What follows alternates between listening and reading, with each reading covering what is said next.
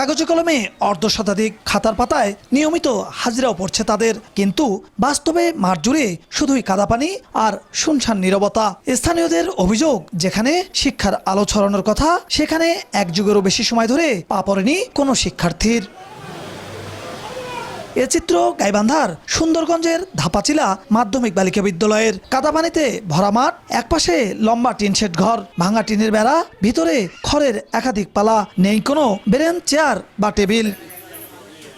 এলাকাবাসীর দাবি, মাথার উপর জাতীয় পতাকা উঠলেও এ বিদ্যাপীঠে শিক্ষার কোনো বালাই নেই। শিক্ষকরা বিদ্যালয়ে এসে হাজিরা খাতা স্বাক্ষর করে দুপুরের আগেই আবার চলে যান। এখন ছাত্রীও নাই, পড়াশোনাও নেই। মাস্টাররা এসে তারা বসে থাকে, চলে যায়, তালা মারা থাকে সব সময়। এটা একদিন দুই দিন, 2, 4, 5 বছর রাতে দেখতে আছে। অভিযোগের বিষয়ে জানতে গেলে পাওয়া যায়নি প্রধান শিক্ষককে। তবে সহকারী প্রধান শিক্ষক সহ অন্য শিক্ষকরা শিক্ষার্থীদের অনুপস্থিতির বিষয়ে দেন নানা অজুহাত। পানি ওঠার কারণে বাচ্চাগুলো আজকে আসেনি, বুঝছেন। কালকে ওই বাথরুমটাতে যাওয়ার মতো পরিবেশ ছিল না। এখানকার আয়া উনি অসুস্থতার কারণে বাচ্চাগুলোকে নিয়ে আসে, অসুস্থ কারণে আসতে পারেনি বলিয়া ওই বাচ্চাগুলো আজকে তো আসে। কিছুদিন আগে জেলা শিক্ষা অফিসার স্যার আমাদের আসছিলেন, উনি আমাদের কিছু অ্যাডভাইস দিয়ে গেলেন। জেলা মাধ্যমিক শিক্ষা কর্মকর্তা বলেন, সরজমিনে গিয়ে মেলেনি শিক্ষার্থীদের দেখা, আর এ বিষয়ে ব্যবস্থা নেওয়ার কথা জানিয়েছে জেলা প্রশাসন। আমি যতটুকু দেখছি তাতে এটা চলতে দেওয়া যায় না, এটা আমিও চলতে দিব না, কারণ এটার বিরুদ্ধে যা করণীয় দরকার বিভাগীয় ব্যবস্থা সেটা আমি নেওয়ার চেষ্টা করব। আমরা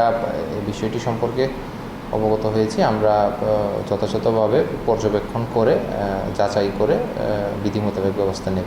গাইবান্ধার সুন্দরগঞ্জে 1995 সালে ধাপাচিলা মাধ্যমিক বালিকা বিদ্যালয়টি স্থাপিত হয়। এ বিদ্যালয়টিতে শিক্ষক কর্মচারী রয়েছেন 17 জন।